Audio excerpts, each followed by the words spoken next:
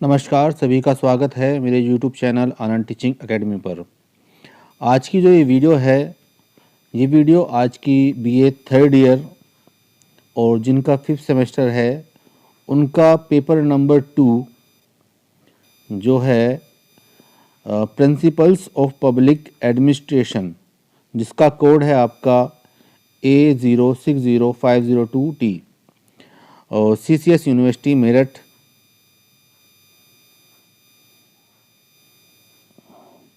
और जो उसका ये सिलेबस है, पहले मैं फर्स्ट यूनिट का सिलेबस बता दूं आपको। जो आपका फर्स्ट यूनिट का सिलेबस है वो है meaning, nature, scope, significance and evolution of public administration. तो आज हम इस पूरे टॉपिक के ऊपर चर्चा करेंगे कि ये जो आपका सारा का सारा जो उसका सिलेबस है फर्स्ट यूनिट का, तो वो आज हम पूरी कवर करेंगे। इस यूनिट के अंदर हम इसकी फर्स्ट यूनिट को कवर कर लेंगे आज।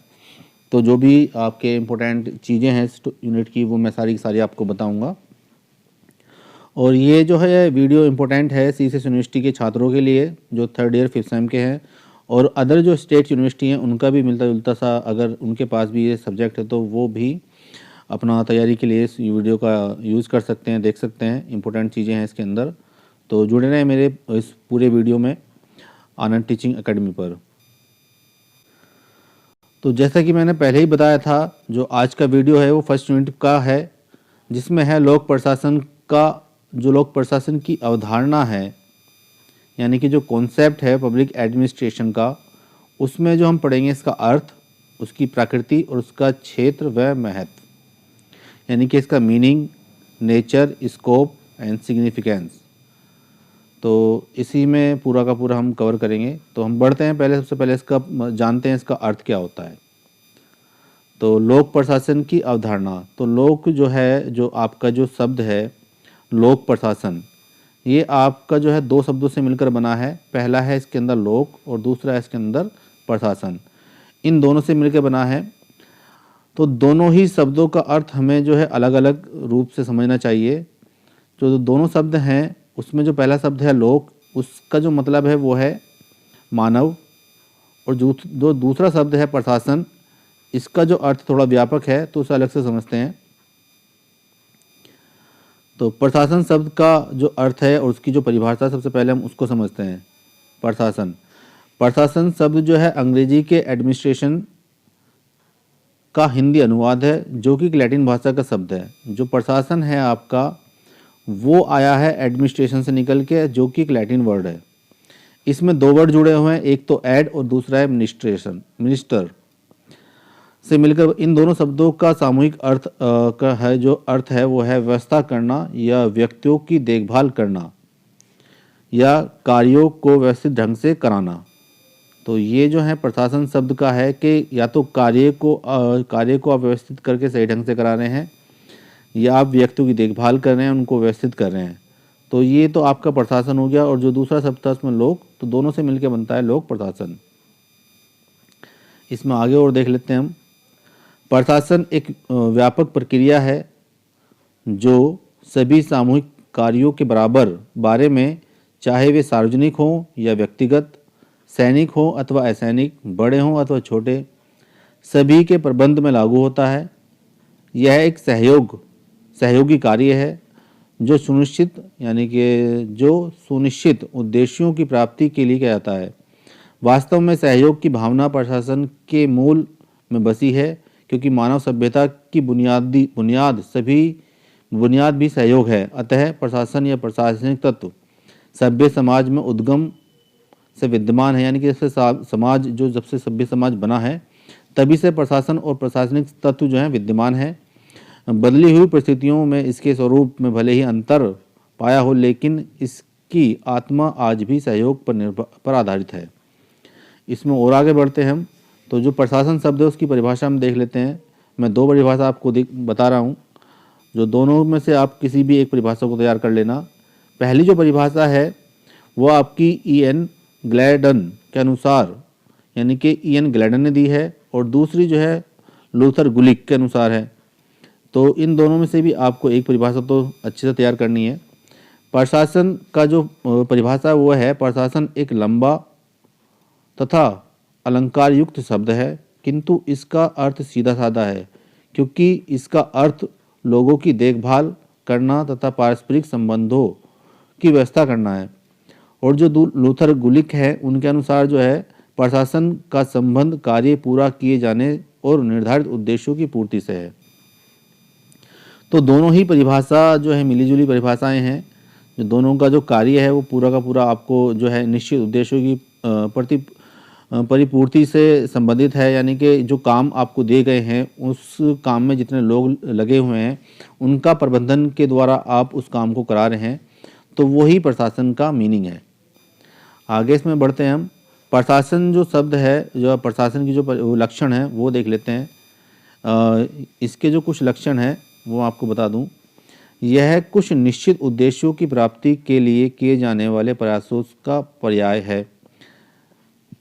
दूसरा है उद्देश्यों की प्राप्ति में बहुत से व्यक्ति सहयोग करते हैं। ठीक है। प्रशासन संगठित प्रणाली से कार्य करता है, यानी कि एक संगठन के तौर पर कार्य करता है प्रशासन। प्रशासन शब्द का प्रयोग प्राय बड़े विशाल तथा औपचारिक संगठन के लिए किया जाता है। प्रशासन का संगठन तथा कार्य क्रियान्वयन उसी स्थिति में होता है जबकि संबंधित अधिकारियों के पास ऐसा करने का अधिकार होता है। प्रशासन के उद्देश्य, जैसे आपको जो प्रशासन के उद्देश्य इसमें है टीकाकरण कराना, सड़क बनाना, बांध निर्माण, शिक्षा प्रदान कराना, कानून व्यवस्था का प्रबंधन करना इत्यादि। तथा इसमें कार्यरत व्यक्तियों के उद्देश्य जो हैं वो रोजगार प्राप्ति, सम्मान प्राप्ति, सुरक्षा प्राप्ति में भिन्नता हो सकती है। फिर भी प्रशासन के उद्देश्य कार्मिक के उद्देश्य से टकराते नहीं अपितु समन्वय करते हैं, यानी कि एक दूसरे के साथ मिलकर कार्य करते हैं। इसमें और आगे बढ़ते हैं।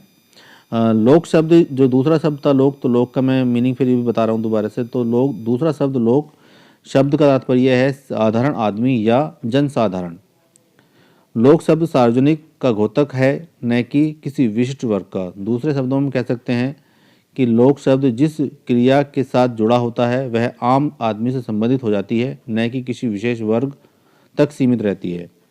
तो जो लोक प्रशासन है, मैंने पहले ही आपको प्रशासन का अर्थ बताया, अब लोक का बता दिया है। तो दोनों से मिलकर लोक प्रशासन बनता है। तो लोक प्रशासन का जो दोनों हमने अलग अलग अर्थ समझा, अब एक साथ पढ़ते हैं। लोक तथा प्रशासन दोनों शब्दों का अलग अलग अर्थ जान लेने के पश्चात हम इस निष्कर्ष पर पहुंचते हैं कि लोक प्रशासन वह प्रशासन है जो आम लोगों से संबंधित है। तो अगर लोक प्रशासन की परिभाषा की बात आती है तो वो जो परिभाषा है सिर्फ ये निकल कर आती है कि लोक प्रशासन वह प्रशासन है जो आम लोगों से संबंधित है। दूसरे शब्दों में लोक प्रशासन के अंतर्गत वे सभी क्रियाएं सम्मिलित की जाती हैं जिनका क्रियान्वयन सरकार या सरकार द्वारा प्राधिकृत किसी संस्था के द्वारा किया जाता है। सरकार द्वारा संपन्न क्रियाएं व्यापक, सार्वजनिक और लोकहित में की होती हैं, इसलिए उन्हें लोक प्रशासन की परिधि में सम्मिलित किया जाता है। आगे बढ़ते हैं। इसमें और भी कुछ परिभाषाएं मैं आपको बता दूं। तो जो परिभाषाएं दी गई हैं इसमें वो है आपकी L.D. वाइट ने जो लोक प्रशासन की परिभाषा दी है, वे संक्रियाएं आ जाती हैं जिनका प्रयोजन लोक नीति को पूर्ण करना अथवा क्रियान्वित करना है, यानी कि जो लोगों की नीति हैं उन नीतियों को लागू करना या वे सारी क्रियाएं जिनसे लोग जुड़े हुए हैं वो सारी की सारी लोक प्रशासन में आ जाती हैं। उनका प्रबंधन, उनकी नीति, उनसे संबंधित कोई भी कार्य, अगर जनसाधारण से संबंधित कोई भी कार्य अगर होगा तो वो सभी लोक प्रशासन के अंतर्गत आएगा। दूसरी जो डेफिनेशन है, जो परिभाषा है, वो है हार्वे वॉकर के अनुसार। उन्होंने कहा सरकार द्वारा कानून बनते हैं, सभी जानते हैं। उन कानून को लागू करने के जो करने वाली प्रक्रिया है उसी को हम प्रशासन बोलते हैं। जो सरकार कानून बना रही है उनको जो लागू करने वाली क्रिया है उसी को हम प्रशासन बोलते हैं। दूसरा है प्रोफेसर वुडरो विल्सन के शब्दों में जो है लोक प्रशासन का जन्म तब होता है जब लोक विधि के ब्यौरेवार तथा व्यवस्थित रूप से लागू करने की चेष्टा की जाती है। सामान्य विधि की प्रत्येक विशेष क्रियान्वित प्रशासन की एक कला होती है। अब लोक प्रशासन के जो व्यापक और संकुचित विचारधारा उसके बारे में हम जान लेते हैं। यदि हम उपरोक्त परिभाषा को विश्लेषण करें तो लोक प्रशासन के संबंध में दो प्रकार के विचार सामने आते हैं, एक व्यापक है, एक संकुचित है। व्यापक विचारधारा के अनुसार लोक प्रशासन के अंतर्गत सरकार की संपूर्ण क्रियाएं, चाहे वे विधानमंडल, कार्यपालिका या अथवा न्यायपालिका किसी से भी संबंधित हो, सम्मिलित होती हैं। इस व्यापक विचारधारा के समर्थक हैं एल.डी. वाइट, वुड्रो विल्सन, फिफ्नर व मार्शल ई. डिकोम। तो ये सारे जो बोलते हैं लोक प्रशासन को एक व्यापक प्रशासन बोलते हैं, जिसके अंदर एक बहुत ही बड़े मंडल पर कार्य होता है और बहुत बड़े स्तर पर इनका प्रशासन होता है। दूसरा जो संकुचित विचारधारा है, उनके अनुसार जो है वो बोलते हैं कि लोक प्रशासन में केवल सरकार की कार्यपालिका शाखा से संबंधित क्रियाएं सम्मिलित हैं, यानी कि सरकार की सिर्फ एक कार्यपालिका, यानी कि जो कार्य करने वाले लोग हैं, जो अधिकारी लोग होते हैं, जो कार्य करते हैं, तो उनसे संबंधित क्रियाएं जो सम्मिलित हैं, जिसमें आपके डीएम है, एसडीएम है, आईपीएस हैं, तो ये लोग जो प्रशासन कर रहे हैं वो कार्यपालिका के अधिक जो होते हैं, तो उनसे संबंधित जो क्रियाएं हैं वही जो है संबंधित लोक प्रशासन से संबंधित है। तो ये जो दूसरी जो संकुचित विचारधारा है, उन्होंने जो है उसको व्यापक रूप में समझा है, एक संकुचित एक छोटे रूप में उसको वे मानते हैं। इस विचारधारा के जो प्रतिपादक हैं वो हैं आपके गुलिक, साइमन, विलोबी, फेयोल तथा आर्डेवे रीड हैं। तो आगे हम इसमें बढ़ते हैं। जो लोक प्रशासन जो सब्जेक्ट है आपका, तो उसकी प्रकृति कैसी है, क्या वो साइंस है या फिर वो आर्ट है। तो किसी भी विषय की प्रकृति का सही अर्थ उसकी प्रमुख विशेषताओं, लक्षणों, विषयगत स्वभाव सहित अवधारणात्मक व्याख्या है जो उस विषय का सहज स्वरूप प्रकट कर सके। लोक प्रशासन की प्रकृति का तात्पर्य है कि लोक प्रशासन के अंतर्गत सम्मिलित क्रियाओं की प्रकृति क्या है। लोक प्रशासन के प्रकृति के संबंध में कोई सर्वमान्य विचार अभी तक नहीं उभर सका है तथा इसमें सम्मिलित क्रियाओं की प्रकृति कैसी हो इस बारे में भिन्न भिन्न मत प्रकट किए गए हैं। तो लोक प्रशासन के जो प्रमुख मान्यताएं हैं जो उसकी प्रकृति से संबंधित हैं, उसमें दो हैं। एक तो इनको मानते हैं कि प्रबंधकीय या फिर एकीकृत दृष्टिकोण, और दूसरा इसको मानता है विज्ञान कला दृष्टिकोण। तो इसमें हम देख लेते हैं लोक प्रशासन की प्रबंधकीय या फिर प्राकृतिक, जो लोक प्रशासन की प्रकृति है वो प्रबंधकीय दृष्टिकोण में जो हम कौन कौन शामिल है। लोक प्रशासन की प्रकृति के प्रबंधकीय दृष्टिकोण के समर्थकों का मानना है कि लोक प्रशासन की प्रकृति केवल उच्च स्तरीय प्रशासनिक निर्णय लेने, नीतियों एवं कानूनों के व्यवहारिक क्रियान्वयन को सुनिश्चित करवाने, प्रशासनिक संगठन में नियंत्रण तथा व्यवस्था बनाए रखने तथा नियोजन एवं वित्तीय प्रबंधन से संबंध है। अर्थात संगठन में उत्तरदायी एवं उच्च पदों पर आसीन व्यक्ति तथा उनके कृत्य यानी कार्य लोक प्रशासन की प्रकृति तथा क्षेत्र को स्पष्ट करते हैं। सॉरी। प्रशासन का दायित्व कार्य करवाना है, निर्धारित उद्देश्यों को पूरा करवाना, अर्थात इसकी इच्छा जो व्यक्ति नियम निर्माण प्रक्रिया तथा प्रबंधकीय विभाग से जुड़े हों उन्हें ही प्रबंधकीय दृष्टिकोण के अंतर्गत रखा गया है। इसी प्रकार साइमन, स्मिथवर्ग, थॉमसन ने अपनी पुस्तक पब्लिक एडमिनिस्ट्रेशन में लिखा है, प्रशासन शब्द अपने संकुचित अर्थ में आचरण के उन आदर्शों को प्रकट करने के लिए प्रयोग किया जाता है जो अनेक प्रकार के सहयोगी समूहों में समान रूप से पाए जाते हैं और जो न तो उस लक्ष्य विशेष पर आधारित हैं जिसकी प्राप्ति के लिए वे सहयोग कर रहे हैं और न उन विशेष औद्योगिक रीतियों पर ही अवलंबित है जो उन लक्ष्यों के हेतु प्रयोग किए जाती हैं। लोक प्रशासन का जो दूसरा मत है वो है एकीकृत दृष्टिकोण। दूसरी ओर एकीकृत दृष्टिकोण के समर्थक यह मानते हैं कि लोक प्रशासन में केवल उच्च स्तरीय अधिकारी, उनकी प्रबंधकीय प्रणालियों तथा प्रबंधन ही सम्मिलित नहीं बल्कि संगठन में कार्यरत सभी कार्मिक यानी कि क्लर्क, चपरासी, सफाई कर्मचारी इत्यादि सहित संयुक्त रूप से प्रशासन को संचालित करते हैं।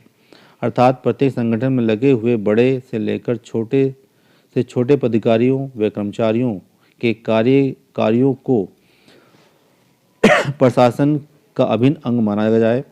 दूसरे शब्दों में हम कह सकते हैं कि एकीकृत दृष्टिकोण के अनुसार लोक प्रशासन निर्धारित लक्ष्य की प्राप्ति हेतु संपादित किए जाने वाली क्रियाओं का संगम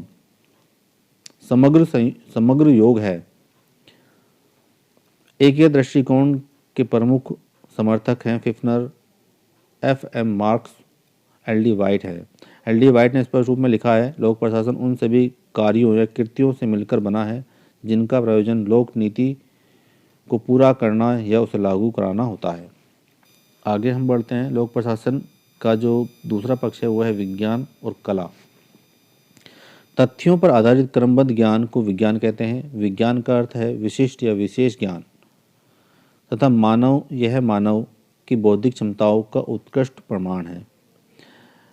एल बर्नार्ड ने विज्ञान को 6 प्रमुख प्रक्रियाओं के रूप में परिभाषित करते हुए कहा है कि परीक्षण, सत्यापन, परिभाषा, वर्गीकरण, संगठन तथा उन्मुखीकरण, यानी कि 6 प्रक्रियाएं हैं विज्ञान के लिए, जिनमें है परीक्षण आपका, सत्यापन उसका, परिभाषा उसका वर्गीकरण, संगठन और उन्मुखीकरण, जिसमें पूर्वानुमान एवं प्रयोग भी सम्मिलित है विज्ञान है। इस प्रकार कहा जा सकता है कि वैज्ञानिक पद्धति से प्राप्त ज्ञान प्रमाणिक माना जाता है एवं तथ्यों के आधार पर सिद्ध किया जा सकता है, वह विज्ञान है। लोक प्रशासन के क्षेत्र में विद्वानों का एक वर्ग लोक प्रशासन को एक विज्ञान मानता है।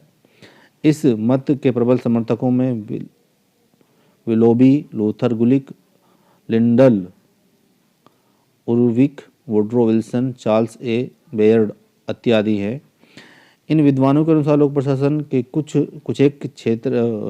एक ऐसे सिद्धांतों का विकास हो चुका है जो सार्वभौम्य है तथा सभी परिस्थितियों में लागू होने योग्य हैं। मैं उन सिद्धांतों को लागू करके हम किसी भी प्रशासन से वांछित उद्देश्यों की प्राप्ति कर सकते हैं। तो जो मत आपका विज्ञान में है और विज्ञान का जो पूरा का पूरा उन्होंने बताया है कि इसके कुछ ऐसे सिद्धांत हुए हैं जिनका आप परीक्षण भी कर सकते हैं और वो हर जगह हर स्थिति में लागू होते हैं।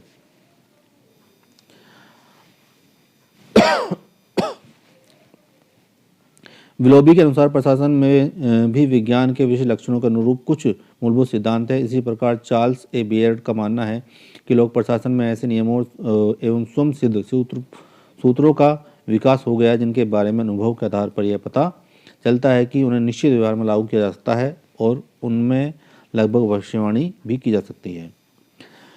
विद्वानों के दूसरे वर्ग के अनुसार लोक प्रशासन एक कला है।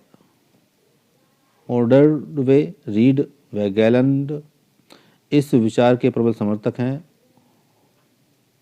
ऑर्डरवे रीड के शब्दों में प्रशासन एक सुंदर कला है। इन विचारकों का मानना है कि क्रियात्मक रूप में लोक प्रशासन एक कला है और अकबर, नेपोलियन, समुद्रगुप्त, अशोक इत्यादि प्रशासकों ने सिद्ध कर दिया है क्योंकि वे बिना किसी प्रशासनिक ज्ञान या प्रशिक्षण के ये सभी बहुत अच्छे प्रशासक सिद्ध हुए।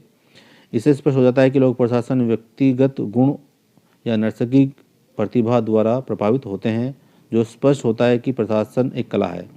निष्कर्ष के रूप में हम कह सकते हैं पर लोक प्रशासन विज्ञान और कला दोनों है। सिद्धांतिक तथा विषयक दृष्टि में यह विज्ञान के अधिक निकट है, जबकि व्यवहारिक रूप में यह कला के गुण अपने में समाये हुए हैं। लोक प्रशासन का क्षेत्र यह एक अध्ययन विषय के क्षेत्र का अभिप्राय है कि उस विषय के अधिकार क्षेत्र में कौन कौन से कार्य या क्रियाएं सम्मिलित की जाती हैं। मोटे तौर पर हम कह सकते हैं कि लोक प्रशासन का क्षेत्र राज्य तथा सरकार के क्षेत्र के समरूप है, किंतु यदि हम सूक्ष्म रूप से विचार करें तो इस निष्कर्ष पर पहुंचते हैं कि लोक प्रशासन का क्षेत्र अभी पूर्णतः स्पष्ट नहीं हो पाया है क्योंकि कुछ मूलभूत प्रश्नों का सर्वमान्य हल खोजा जा रहा है। तो लोक प्रशासन का जो क्षेत्र से संबंधित दृष्टिकोण है वो है संकुचित दृष्टिकोण, व्यापक दृष्टिकोण, पोस्ट कॉर्ब व्यू, यानी कि पोस्ट कॉर्ब दृष्टिकोण, पाठ्य विषय वस्तु संबंधी दृष्टिकोण, नीति संबंधी दृष्टिकोण, मनोसामाजिक दृष्टिकोण, लोक एवं निजी प्रशासनिक द्विभाजन दृष्टिकोण। लोक प्रशासन के क्षेत्र का संकुचित दृष्टिकोण, संकुचित विचार यानी कि नैरो, यानी कि छोटा को मानने वालों के अनुसार लोक प्रशासन का संबंध शासन की केवल कार्यपालिका शाखा जो कि आपकी एग्जीक्यूटिव ब्रांच से है। साइमन ने कहा कि लोक प्रशासन से अभिप्राय उन क्रियाओं से है जो केंद्र, राज्य तथा स्थानीय सरकारों की कार्यपालिका शाखाओं द्वारा संपादित की जाती हैं। लूथर गुलिक द्वारा प्रस्तुत पोस्टकोड विचार भी इसी संकुचित दायरे में रखा जा सकता है। दूसरा जो है लोक प्रशासन के क्षेत्र में व्यापक दृष्टिकोण। लोक प्रशासन के क्षेत्र का जो व्यापक दृष्टिकोण है उसमें जो है उनके जो समर्थक हैं जो इसको व्यापक मानते हैं। लोक प्रशासन के अंतर्गत सरकार के 3 अंग, व्यवस्थापिका, कार्यपालिका और न्यायपालिका, यानी कि इन तीनों अंगों से मिलकर सरकार बनती है। तो द्वारा संपादित जितने भी कार्य होते हैं उनको संपादित करना ही लोक प्रशासन का क्षेत्र है। उनके अनुसार लोक प्रशासन के क्षेत्र में वे सभी क्रियाकलाप सम्मिलित हैं जिनका प्रयोजन लोक नीति को पूरा कराना या उसे क्रियान्वित करना होता है। Willoughby, marks, LD. वाइट इस विचार के समर्थक हैं। मार्क्स के शब्द में अपने व्यापकतम क्षेत्र में लोक प्रशासन के अंतर्गत सार्वजनिक नीति से संबंधित समस्त क्रियाएं आती हैं। लोक प्रशासन का जो एक क्षेत्र है वो है पोस्ट कॉर्प। ये काफ़ी इम्पोर्टेंट है, इसको तैयार कर लेना। लोक प्रशासन के कार्य क्षेत्र से संबंधित पोस्ट कोड विचारधारा लूथर गुलिक की देन है। उन्होंने जो है POSDCORB शब्द अंग्रेजी के 7 शब्दों के प्रथम अक्षरों से मिलकर बनाया गया है। ये शब्द निम्न प्रकार हैं। तो जो पोस्ट कोड की उन्होंने फुल फॉर्म दी है वो दी है P का मतलब प्लानिंग यानी कि योजना बनाना, यानी कि जो प्रशासन लोक प्रशासन है उसका मतलब है योजना यानी कि प्लानिंग करना। O का मतलब है ऑर्गेनाइजिंग यानी कि संगठन बनाना। S का मतलब है स्टाफिंग यानी कर्मचारियों को व्यवस्थित करना। D का मतलब है डायरेक्टिंग यानी कि निर्देशन प्रदान करना। CO का मतलब है इसमें कोऑर्डिनेटिंग यानी कि समन्वय, एक दूसरे के साथ मिलकर काम करना। R का मतलब है रिपोर्टिंग यानी कि प्रतिवेदन देना। और B का मतलब है बजटिंग, बजट तैयार करना। इन शब्दों का कुछ विस्तार तो ये सारे के सारे जो पोस्ट को भी पूछ लेता है डायरेक्टली। 2 नंबर में ये क्वेश्चन जो आपका आ सकता है या ये 5 नंबर में भी क्वेश्चन आपका आ सकता है। तो ये क्वेश्चन बन सकता है कि जो आपका पोस्ट कोड है POSD पोस्ट कोड की जो फुल फॉर्म है वो आपसे पूछ सकता है। तो ये तैयार कर लेना अपनी। इन शब्दों का कुछ विस्तृत अध्ययन आवश्यक है क्योंकि पोस्ट कोड द्वारा निष्पादित कार्य मोटे तौर पर प्रमुख कार्यपालिका द्वारा निष्पादित कार्य से काफ़ी मिलते जुलते हैं। आज की वीडियो देखने के लिए सभी का धन्यवाद। और जिन बच्चों का भी BA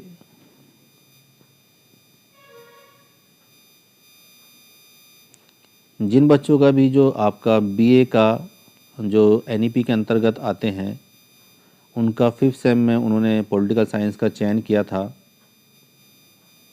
उनका जो फर्स्ट पेपर है उसका मैं सिलेबस और वगैरह नोट्स वगैरह डाल चुका हूँ। ये सेकंड पेपर है उनका, ये भी कंपलसरी है दोनों ही। तो इसका जो है मैंने फर्स्ट यूनिट आपको बताया, उसका सिलेबस बताया और आगे मैं डाल दूंगा इसके। तो ये आपके लिए इम्पोर्टेंट रहेगी, आपका एग्ज़ाम है। तो जुड़े रहें मेरे चैनल पर ताकि आपको और भी वीडियो मिलती रहे। धन्यवाद आज की वीडियो देखने के लिए।